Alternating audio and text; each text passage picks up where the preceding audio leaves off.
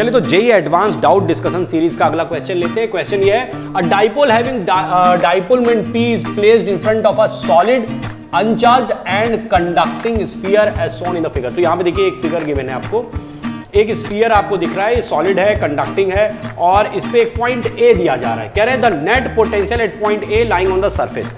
अब एक ये डाइपोल यहां P का दिया गया है।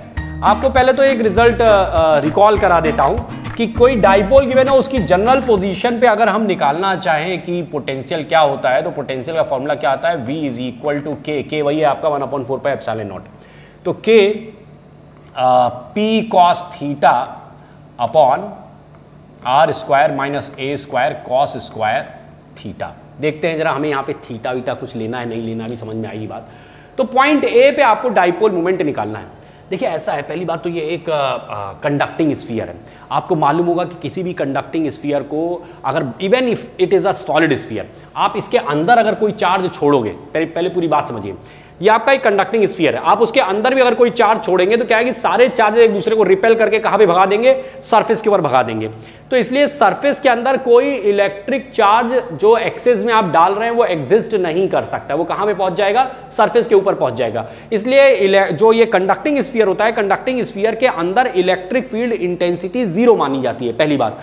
दूसरी चीज ये है कि अगर किसी अंदर के पॉइंट पे अगर आप पोटेंशियल निकालते हैं तो वो बराबर होता है जो सरफेस के ऊपर पोटेंशियल होगा। यानी जो यहां पे आपको ए पॉइंट दिख रहा है, यदि ए पॉइंट का आप पोटेंशियल निकालेंगे तो वो बराबर होगा सरफेस के किसी भी पॉइंट के पोटेंशियल के और अंदर के भी किसी भी पॉइंट के पोटेंशियल के। यानी अगर मैं इसका सेंटर यहां पे कंसीडर कर लूं और सेंटर का नाम मैं रख देता हूं O, तो O पॉइंट का पोटेंशियल और A पॉइंट का पोटेंशियल सेम होगा। हमें निकालना है VA, so that VA must be equal to VO। क्यों कर रहा हूं ये सब काम, अभी समझ में आएगी बात। देखिए ऐसा है, अगर मैं केवल O पॉइंट कंसीडर कर लूं, ये यहां पे हमें एंगल फाई दिख रहा है, ये हमें रेडियल डिस्टेंस यहां से स्मॉल r दी जा रही है ना, ये डिस्टेंस r गिवन है, तो मैं O से P तक की डिस्टेंस OP निकाल सकता हूं। I can find out the distance OP and that OP will be equal to, अगर आप देखें तो ये r है, अगर ये OP ले लिया जाए तो ये बन जाएगा, ये डिस्टेंस बन जाएगी आपकी r upon cos phi, that will become r upon cos phi. क्यों मैं ये कंसीडर कर रहा हूं, इसलिए कंसीडर कर रहा हूं कि ये डाइपोल जो आपको दिख रहा है, डाइपोल की एक्सियल पोजीशन का ये पॉइंट O हो जाएगा। तो आप देखिए, अब यहां पे आपके दिमाग में एक डाउट ये आ सकता है कि ये जो आपका मेटेलिक स्फीयर है, इस मेटेलिक स्फीयर के अंदर एक वो भी होगी, पोलैरिटी आ सकती है। तो पोलैरिटी आएगी तो क्या होगा, अगर ये डाइपोल इस तरीके से रखा है तो आप इस तरीके से कह सकते हैं कि यहां पे इस तरफ -q का चार्ज होगा और इस तरफ +q का चार्ज होगा। आपको मालूम होगा डाइपोल मोमेंट जो होता है हमेशा माइनस से प्लस की तरफ चलता है, -q से +q की तरफ। तो इस तरफ -q का, इधर +q होगा, तो आप कह सकते हैं कि यहां पे कुछ तो निगेटिव चार्ज आ जाएगा, यहां कुछ निगेटिव आएगा तो यहां पे भैया कुछ पॉजिटिव चार्ज आ जाएगा। जितना इधर निगेटिव आएगा उतना ही इधर पॉजिटिव चार्ज आ जाएगा। अब आपके दिमाग में एक आ सकता है कि अगर मैं O पॉइंट का पोटेंशियल निकाल रहा हूं, एक तो ये बात आएगी कि इस डाइपोल की वजह से इस O पॉइंट पे जो पोटेंशियल आएगा वो हम लोग लिख सकते हैं।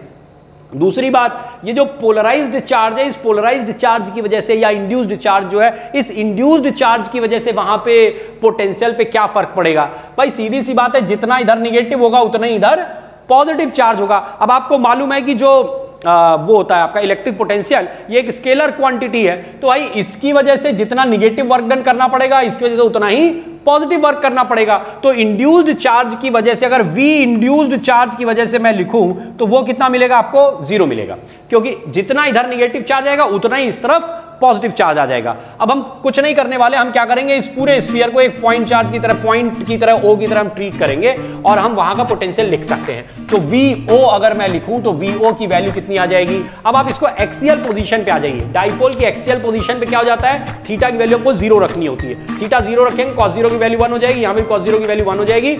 It will become